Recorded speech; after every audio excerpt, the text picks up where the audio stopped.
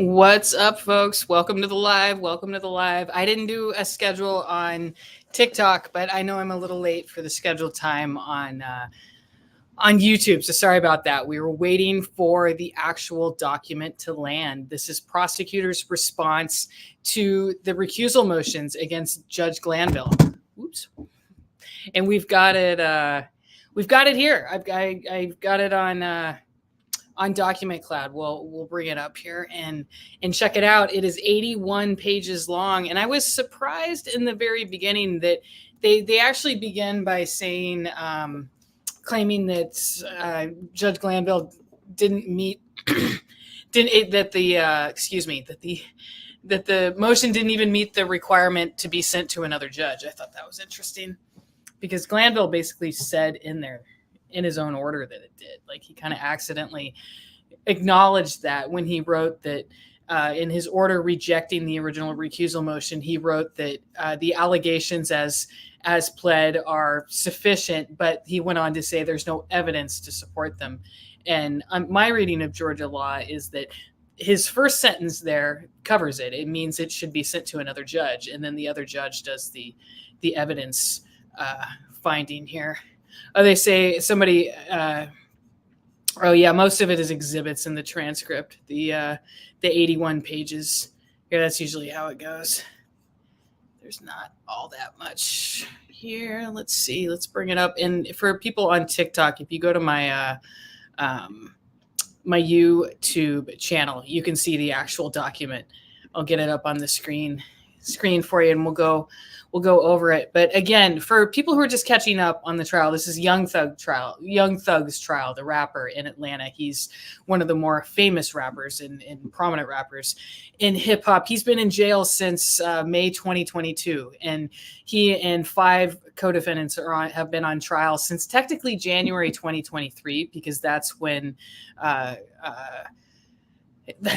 jury selection started, but openings started in November. So the trial has just been dragging on, and they're not even close to being done. I mean, we've just got forever to go. But right now the trial is on hold because there was a big dust up over the judge. The judge held a secret meeting back on June 10th with Woody. You guys probably seen some clips of Woody, Kenneth Copeland, the key prosecution witness, on the stand. In the very beginning, he didn't want to testify. He was actually trying to invoke his Fifth Amendment right against self-incrimination, but prosecutors gave him immunity, which meant that we're not going to prosecute him for anything except perjury.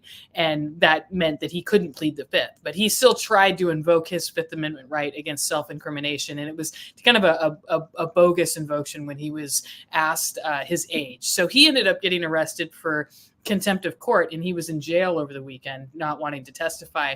And then Monday rolled around. This is Monday, June 10th. We're going a ways back now, actually a month ago. He ended up testifying. Court started like a couple hours late. He's testifying.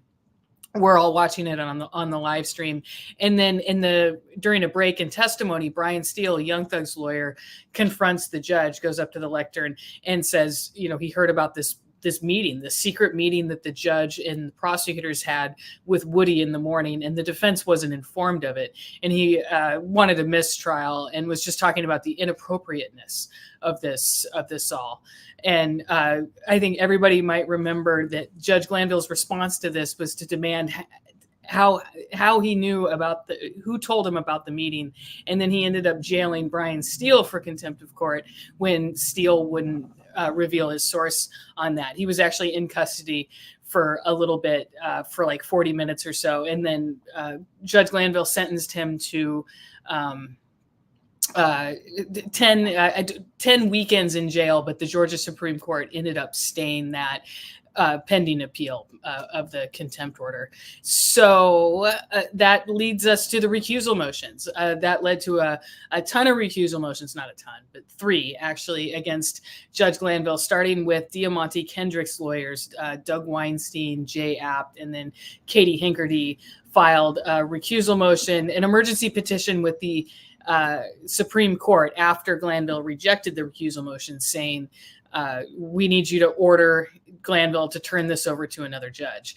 Glanville ended up mooting that petition by turning the recusal motions over to another judge himself. And this is Judge Rachel Krauss, who we've heard about. She's been assigned to the cases, and she, as some of you might remember yesterday, she rejected calls for her to recuse herself from the recusal motions. She said that there's no case law supporting that. And actually the procedure for these recusal motions in Atlanta State Court is that they go to another judge in that same court. So if you guys go to my Twitter, you can find a link to the document like right now. I retweeted Joseph from Atlanta Journal-Constitution. And if you guys go to legalaffairsandtrials.com, that's my Substack, and you sign up for my email list, I'm going to send out an email later with a link to the document, some screenshots and summary and video and all that. So it'll sum it all up. But we've got the document on screen here in YouTube. Thank you guys for tuning in. And it's no surprise that they're, of course, opposed to the recusal, but it says it begins with midway through this now months-long trial, defendant Jeffrey Williams, that's Young Thug, and defendant Diamante Kendrick, his rap name is Yak Gotti. He's actually signed to the Young Stoner Life label. It says they've each filed a motion to recuse Chief Judge Ural Glanville, and defendant has filed a supplement to the motions. And the supplement is that real blistering filing that Brian Steele unloaded the Monday night that called for the lawyers to step aside, made a point of not calling Judge Glanville honorable, really went to town on it there. That's the supplement that she's referring to. And says the state recognizes that Chief Judge Glanville has assigned the motion and that it has been properly reassigned to this honorable court. And they're referring to Judge Krauss's court. And then but the state respectfully submits that at the time of reassignment, Chief Judge Glanville did not make the three requisite determinations. 1, whether the motion was timely filed. 2, whether an affidavit made in support of the motion is legally sufficient. And 3, whether if some or all of the facts set forth in the affidavit are true, recusal is authorized. And she cites a case law, case. It's a 2014, looks like Georgia Supreme Court case that supports that. She argues accordingly, it falls to this honorable court to make those determinations. I don't know if she'll agree, because the judge might say that, I mean, whether Glanville did that procedure properly or not is not really her to decide. The point is he completed that procedure, and the motions are now with her. But let's let them go on here. As set forth below, though defendant's motion and supplement are in part timely, and the affidavits in support of defendant's motion and supplement are in part legally sufficient, none of the facts set forth in defendant's affidavits, even if assumed to be true, would authorize recusal. Defendant's motion and supplement should therefore both be denied. Factual background. And the calling of state's witness Kenneth Copeland on June 7th. Fortunately, they don't include his nickname, but we all know that's Woody. On June 6, 2024, in response to an inquiry from counsel for the defendants in this case, the state announced that Kenneth Copeland would be the state's next witness and would be called to testify on June 7th, 2024. After the announcement, the state received an email from John Melnick claiming to represent Kenneth Copeland and instructing the state to cease communication with Mr. Copeland, and that Mr. Copeland would be asserting his Fifth Amendment privilege if called to testify on June 7th. Perplexingly, given that Mr. Copeland was being called to testify against Jeffrey Williams and Shannon Stillwell, who are represented respectively by Brian Steele and Max Shard, Melnick copied Brian Steele and Max Shard on his communication with the state regarding Mr. Copeland's intention not to testify. That is weird, but, I don't know. I don't know if it's really, like, if it's her... I don't know. It's just like the politics of these defense lawyers and prosecutors. Is it her business to even point that out? It's like, I don't know. But she's making a point here about the circumstances that led to this ex parte. But in preparation for trial, Deputy District Attorney Hilton along with her investigator, had met with Mr. Copeland on multiple occasions, and at no time did Mr. Copeland state an intention to plead the fifth or say that he was represented by Mr. Melnick.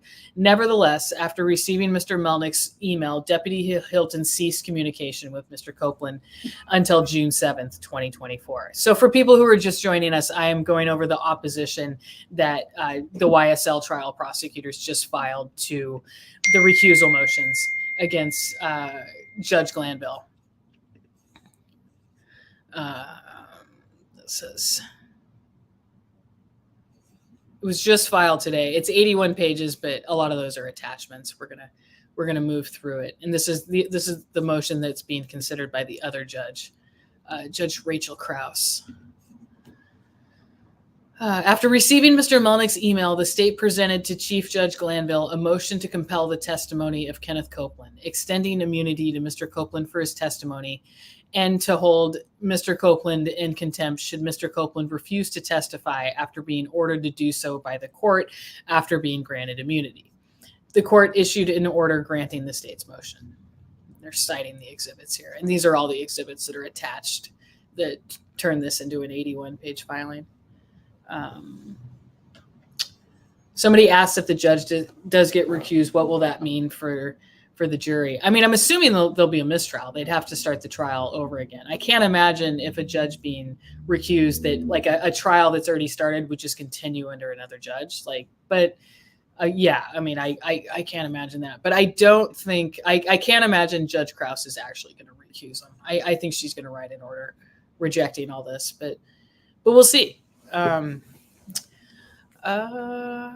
June 7th, after court was called to order, this is Friday. This was when Woody was arrested in court. And if you guys go to my YouTube, I've got, and go to the playlist for Woody's testimony, you can see clips of all this stuff and some descriptions on it. But it says, after court was called to order, Mr. Melnick appeared before the court and informed the court that Kenneth Copeland would be asserting a Fifth Amendment privilege against self-incrimination.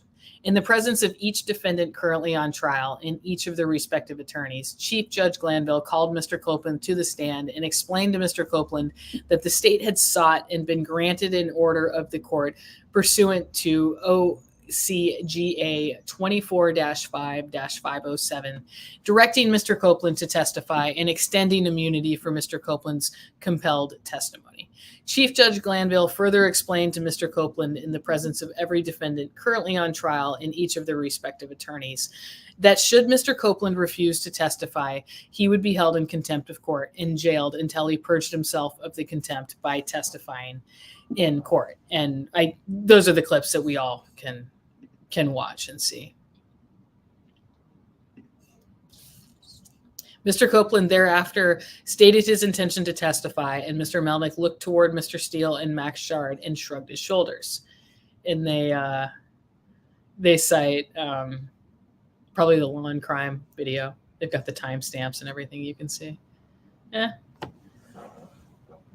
After motions hearings, the court recessed for lunch. During the lunch hour, Mr. Melnick spoke with counsel for the defendants, but at no time attempted to communicate with the state. After lunch, the jury was called in and Mr. Copeland took the stand. Mr. Copeland cheekily answered a few questions, and when asked his age and years, Mr. Copeland responded, "I plead the fifth." The court allowed no further questioning by the state and immediately excused the jury, held Mr. Copeland in contempt, and ordered Mr. Copeland into custody.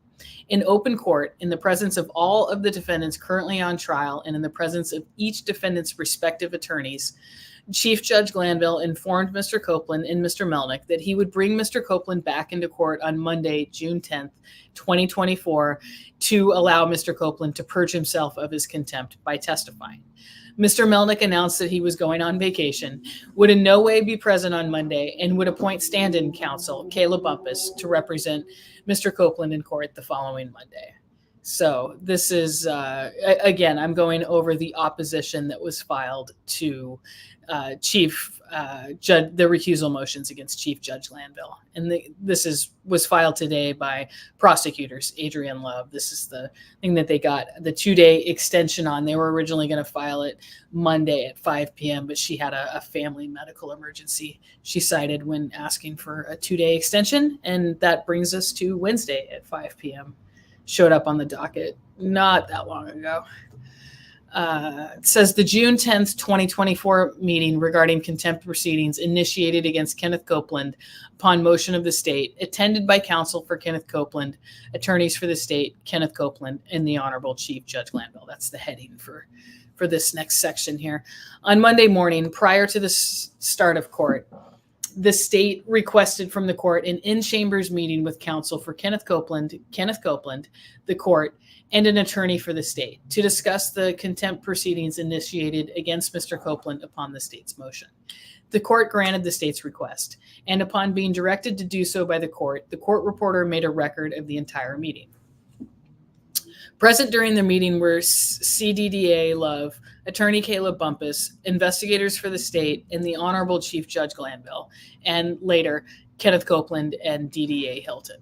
Matters addressed during the meeting concerned only the contempt proceedings against Mr. Copeland, and the topics addressed included topics: Mr. Copeland's right and representation as it relates to the proceedings, Mr. Copeland's obligations under court rules, and answers to questions posed by Mr. Copeland regarding matters related to OCGA 24-5-507, such as the distinction between purging oneself of contempt as addressed by 24-5-507 and perjury as prohibited by 24-5-507. With the exception of the times where Mr. Copeland was afforded an opportunity to speak with Mr. Bumpus, the entire meeting was taken down by the court reporter. And so, again, this is the opposition to the recusal motions. This is the YSL trial prosecutors who just filed this. And thank you guys for saying hi. I see people saying like Meghann the reporter and stuff on TikTok. I see you guys. Thank you for the love and everything. Thank you for the diamonds. If you guys have some, I think diamonds are the way to do it on TikTok. Everybody throws them my way. You put gifts and like little hearts and stuff, and people put like hats on you and stuff. It's like a slot machine on there. But YouTube is for the little more mature crowd. But I love you guys. I love you guys for tuning in. So it says Brian Steele's defiance of the court's commands in subsequent contempt ruling. After the meeting regarding Mr. Copeland's contempt and obligations under 24-5-507, Brian Steele stood in open court and demanded a mistrial as he loudly and repeatedly hurled at the Chief Judge Glanville accusations of misconduct. Most disturbingly, after accusing the court of illegal activity, Mr. Steele repeatedly disobeyed the Chief Judge Glanville's commands to reveal Mr. Steele's source of information regarding in-chamber matters. After Mr. Steele refused to comply with the court's instruction, the court held Mr. Steele in contempt of court. After defiantly and repeatedly disobeying the court and being held in contempt of court, Brian Steele filed the motion and supplement. So, again, we're going over the opposition that was just filed maybe an hour ago or so to the recusal motions against Judge Glanville. This is prosecutors finally responding. Remember, it was originally due Monday at 5 p.m., but they got a 2-day extension on it. And it wasn't on the docket like right at 5 p.m., but that's basically the clerk's office, like the timing on it. But we got it in here. Of course, there's still typos in it, but it says no fact set forth in defendant's motion or supplement authorizes the recusal of Chief Judge Glanville. And they're quoting here. It says, to warrant disqualification of a trial judge, the affidavits supporting the recusal motion must give fair support to the charge of a bent of mind that may prevent or impede impartiality of judgment. To be disqualifying, the alleged bias must stem from an extrajudicial source and result in an opinion on the merits on some basis other than what the judge learned from his participation in this case. Yeah. And they're citing, what case are they citing here? Turner versus State. Looks like a 2006 Georgia Supreme Court case.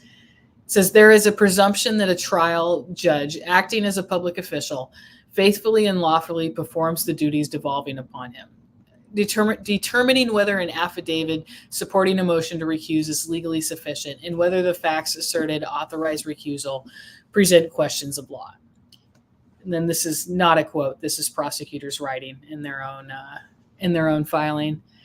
Here, with the exception of defendant Williams' untimely allegation regarding a single instance where Mr. Steele was chided by the court for not being prepared, defendant's motions in the supplement are based entirely on the defendant's assertions regarding the June 10th, 2024 meeting regarding the contempt proceedings against Kenneth Copeland and actions taken by Chief Judge Glanville after Mr. Steele defiantly refused to comply with the court's repeated requests to provide the court with information. And that's, Glanville wanted him to say who told him about the meeting. Code of Judicial Conduct 2.9 regarding ex parte communications provides that judges shall accord to every person who has a legal interest in a proceeding or that person's lawyer the right to be heard according to law. However, no defendant on trial in this case has any legal interest in or any standing to be involved in the state's motion to compel the testimony of Kenneth Copeland or any subsequent contempt proceedings initiated on motion of the state involving Kenneth Copeland's refusal to testify. And she's citing, here's a 2016 case and holding that the appellant had no standing to contest the grant of use immunity to a witness. Another case, ruling, the appellant complained that the trial court acted improperly by conducting a brief hearing outside his presence concerning the state's request for an order compelling a witness to testify at trial. The court ruled that the hearing in question was not part of the proceeding against appellant, and that while appellant might have preferred that a key witness not be ordered to testify truthfully in his trial, there is nothing in Georgia law that would have permitted him to object to the state's request for the order, or that would suggest that appellant's rights were the subject matter under consideration. This is prosecutors citing another case in their opposition to the recusal motions. So thank you guys for tuning in. I see the crowd on TikTok here, people kind of going in and out. But again, this opposition was just filed this afternoon by Fulton County prosecutors. And these are the recusal motions that Judge Krauss is going to be considering after she declined to recuse herself from the recusal motions. But, and they're saying, so since no defendant in this case had a right to be present at the June 10th, 2024 in chambers meeting with Kenneth Copeland and his counsel regarding the contempt proceedings against Kenneth Copeland, the fact of the meeting provides no grounds for recusal of Chief Judge Glanville. Yeah, I mean, my biggest first response to this is clearly the prosecutors aren't actually worried that he's going to get recused. And I've always thought that. I mean, I know a lot of people, it's kind of weird, the different tones on this, but I know the real popular take on like LawTube and everything is to just go over all the just shocking misconduct and everything and talk about how he's, toast and on his way out. But I just don't see him getting recused over this. I just, Judge Krauss is going to basically agree with prosecutors on this take, I think. I mean, I can see why the defense is pissed. It's definitely like something, we'll hear about it on appeal. I'm not sure if it's actually going to be the issue that drives any appeal. Like, it seems like they have so many other issues could drive it. But yeah, that was it. So not very long here. How many pages was that? Nine pages, and it's not everything's like a full page, and then the rest is transcripts and exhibits attached to it. So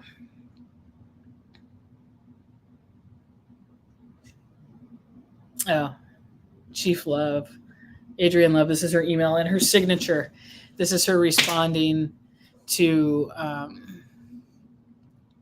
Jonathan Melnick.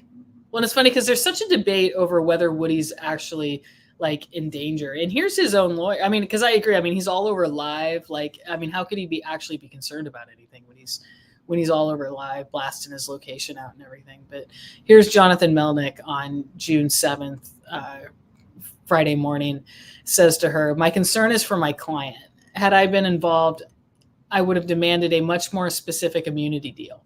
You need a much more, excuse me, than he needs you. He used the wrong kind of then. You've put him in a terrible position where you know his life is in danger, whether in custody or on the street. He's a marked man from this point forward. Go fuck yourself if you think I'm doing anything besides protecting my client. And this is after Adrian Love responded, is your concern for your client or for Mr. Steele and Mr. Shards? And she has an African proverb quoted in her email signature. If you want to go fast, go alone. If you want to go far, go together.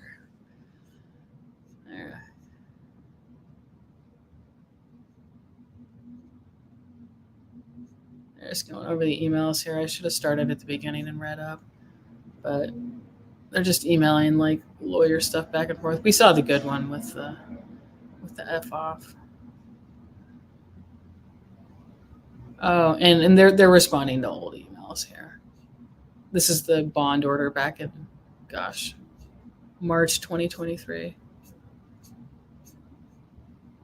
But yeah, so now that the response is in, we just have to wait. I don't think the defense is going to get a chance to reply. Maybe they will just file their own reply, but we could have a ruling by the end of the week, I think. Yeah, and especially, I'm not sure it's going to be like that complicated or that long of a ruling either. So maybe we'll have it by the end of Friday. But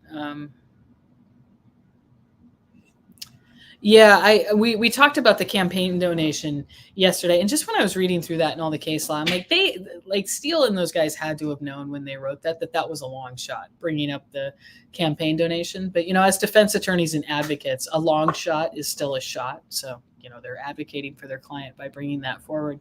But as somebody who doesn't typically cover judge races in Georgia, what surprised me about it was to have incumbent judges running re-election campaigns like that and that kind of thing. I was surprised that incumbent judges feel the need to campaign like that and raise money, because it looks like it's pretty active there. Like Judge Glanville's $2,000 donation to Krauss was in April. Sure, she won the election in May, but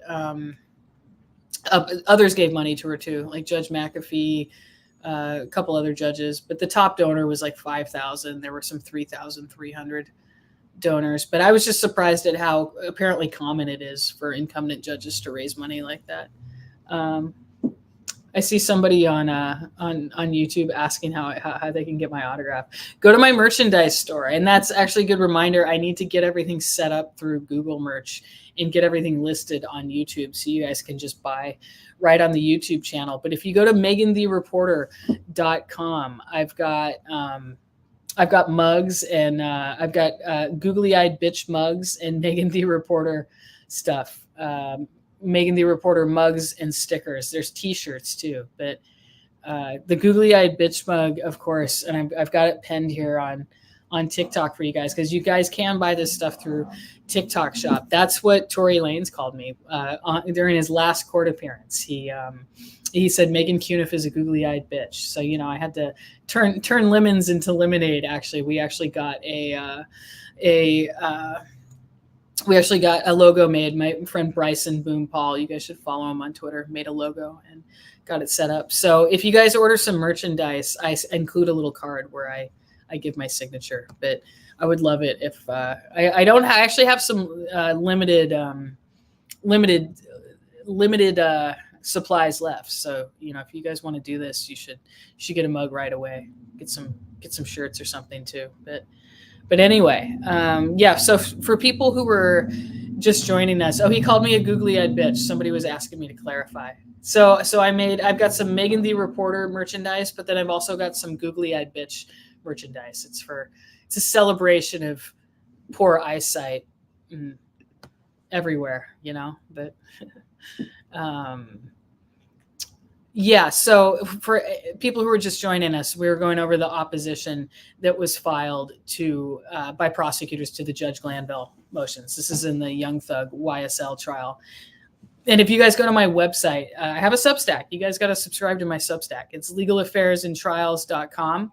Operate it through Substack. And if you guys sign up for my email list, I'm going to email something out with a link to the full document. It'll have some videos to catch you up on everything. The one I sent out last night has a link to all the motions and everything, but I'll re-include everything. So the Substack is great. If you guys can subscribe to that and purchase a subscription if you can to support me. But the merchandise is another good way to support through a mug or a sticker or something like that. But thank you all so much for all the love on here. It's hard to say. I mean, in the end, I'm not the judge, so I don't know exactly what she's going to do. But I think, especially if you look at her, I don't think she's going to recuse him. I mean, I've kind of said that from the beginning, that I just don't think that any judge would see this as rising to the level of something to recuse him over. But let me pull up my story from last night. We can kind of go over, because one thing about the judge is she worked in big law. She was a civil litigator for a long time before she became a judge. And I noticed she kind of was kind of snarkily called out some of the stuff in the filing, because the filings are, they're asking, their supplemental filing that Brian Steele filed was asking for her recusal, but probably should have been brought in its own motion. But they brought it, they made their arguments for it in a footnote and then in paragraph 52. And when she points this out, she says a lengthy paragraph 52. I was like, okay, that's her kind of taking a shot at them. But I just don't think we're gonna you can't read in too much from her ruling the night before, but I just don't think she's going to recuse him. But she observed in her rejection order that only one footnote in one paragraph in the affidavit pertains to her recusal request. She also observed an apparently unusual method by Steele and Adams for requesting her recusal, lodged in a supplemental filing to another recusal motion, with the two bases detailed in a footnote and, quote, later, a lengthy paragraph 52. Yeah, that's not how they do it in federal court litigation, big law litigation. She's kind of taking a shot at them, just kind of question is, when are they actually going to rule on this? I don't know. I think we could see a ruling by Friday. If not Friday, definitely early next week, for sure. And then it'll just be up to Judge Glanville about when he gets everybody back in the courtroom, assuming he's not going to be recused, which I can tell you guys right now, he's not going to get recused from this. So it's going to be interesting to see the dynamic between him and Brian Steele going forward. But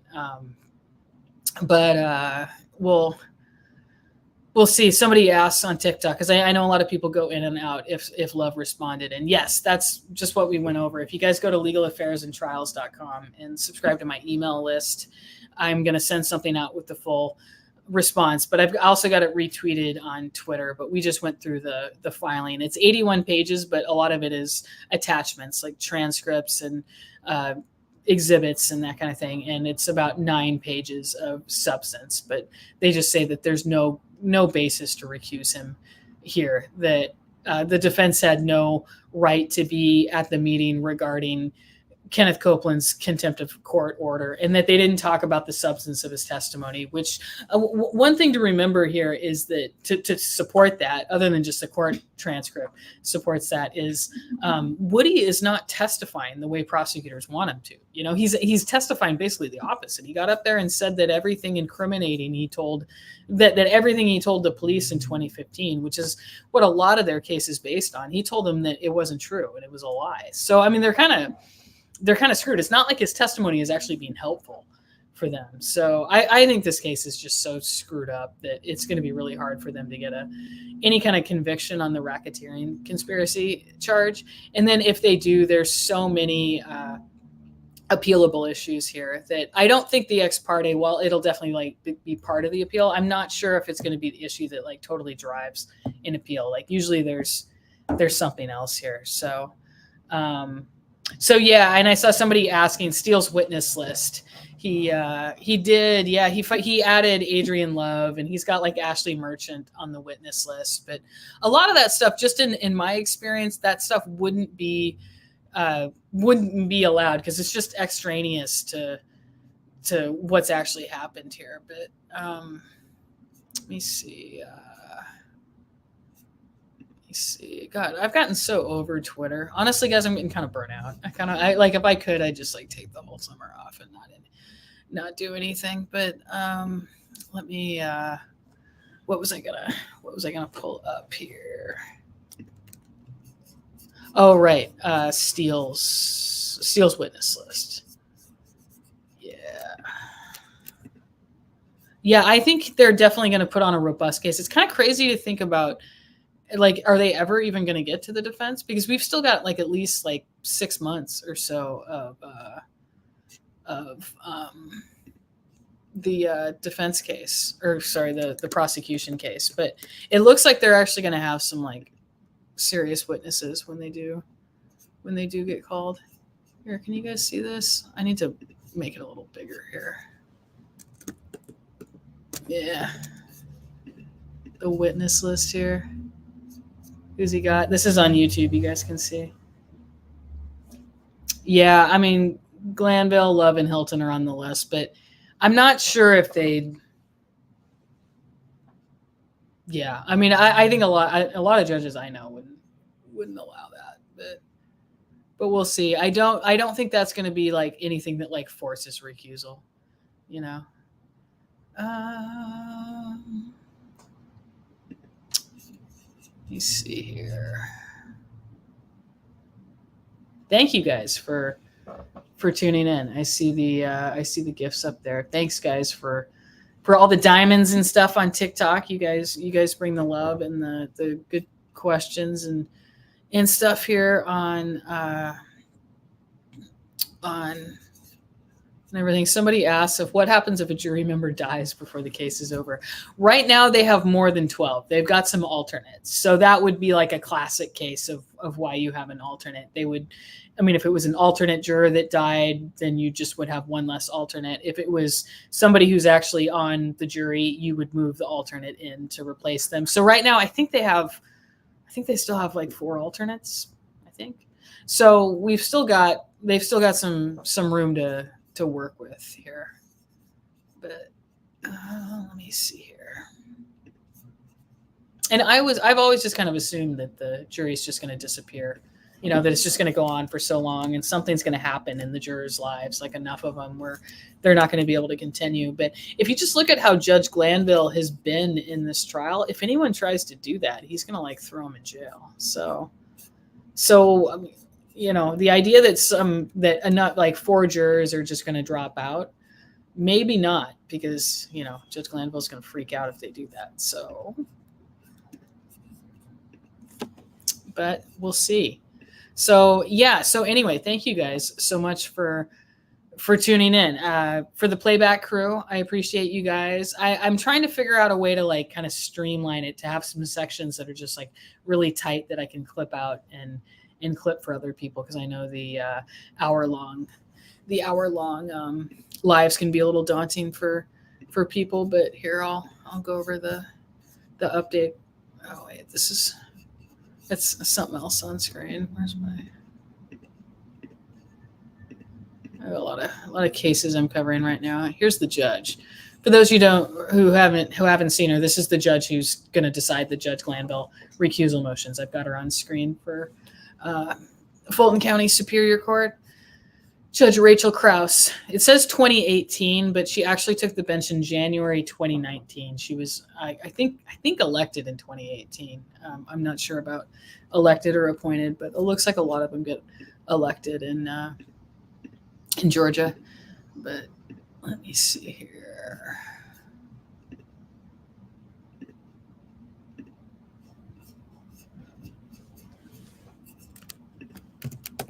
But thank you guys all for tuning in. Hopefully we could maybe by the end of next week, they'll be back in session. I mean, I think Judge Glanville, if he doesn't get recused, which I don't think he's going to be, we'll be calling this back into session pretty quick. You know, he's not going to want to stall. So So again, the news today is that YSL Young Thug prosecutors filed their opposition to the Judge Glanville recusal motions. These are the recusal motions that are going to be considered by another judge in Fulton County, Judge Rachel Krauss. This is the judge that got the $2,000 donation from Judge Glanville, which was among like $167,000 that she raised, and her top donor was like a $5,000 donor. She had a lot of 3,300 donors, and she was saying she's not going to recuse herself from the motions just because of that.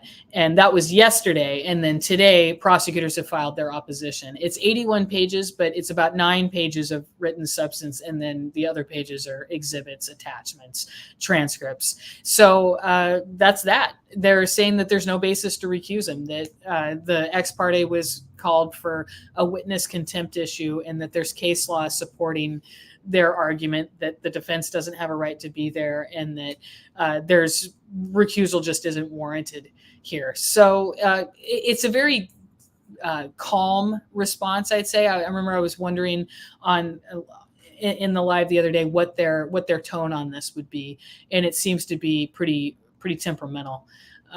So we could have a ruling pretty soon. I mean, it's impossible to say exactly when Judge Krauss is going to rule on this, but it could happen by the end of the week. If not the end of the week, if not the end of Friday, definitely early next week. I think we're going to get some action on this. So let me see here. There we go.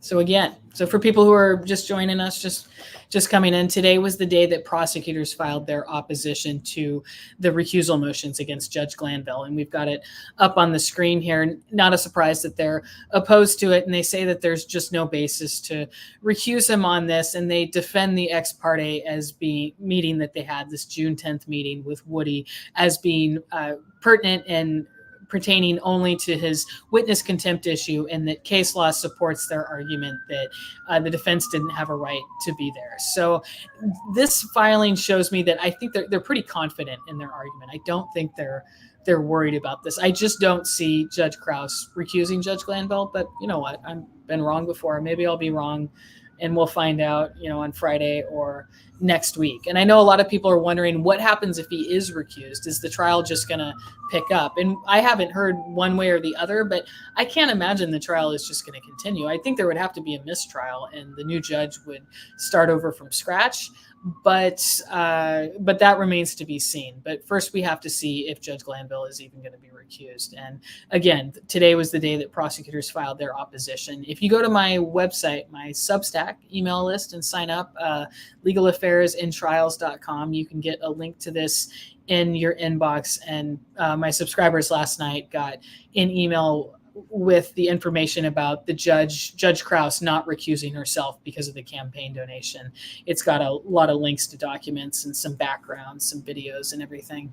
So check it out. And thank you guys so much for tuning in. Thank you guys for all the love on TikTok and everything. It's fun to see all the hearts and all the Meghann the Reporter stuff and everything. So I'm trying to think of some other cases that I'm covering. I haven't really gotten into the Karen Reed case at all. I'm not covering that, but the Conception boat trial that happened. The Conception boat sank off the coast of Santa Barbara 4 years ago, and the captain was convicted of manslaughter in federal court a few months ago, and for 34 deaths. He's got a restitution hearing tomorrow, so I'll probably check that out. But definitely Young Thug trial all the time. If you guys sign up for my Substack, I'm going to be sending out more document updates, email updates. If we do get back to Woody's testimony, I'll be sending out some coverage on that and doing more lives and talks here on TikTok and YouTube. So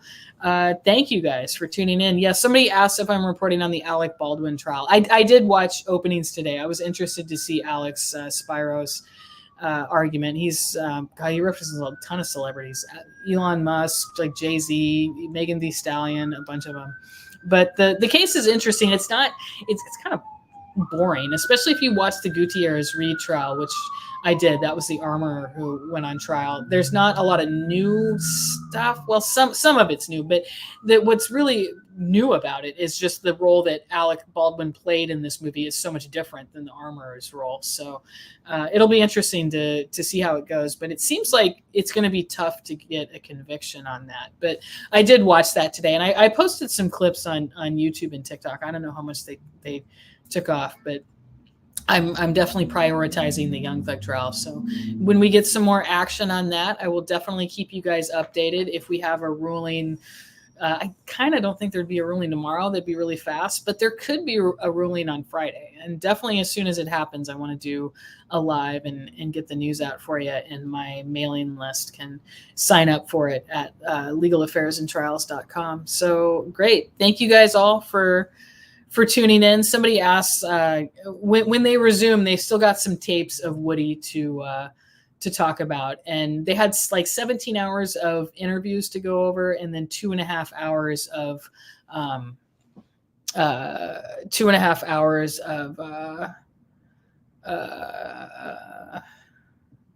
excuse me, 2.5 hours of jail calls. So they've still got some jail calls to go over. I don't know how many hours exactly is coming in, but they've gone through it piecemeal by piecemeal. But I think we've got a lot more Woody testimony left. So anyway, see you guys later. I'll be back on as soon as we have another update. I'll see you guys later. Thank you so much.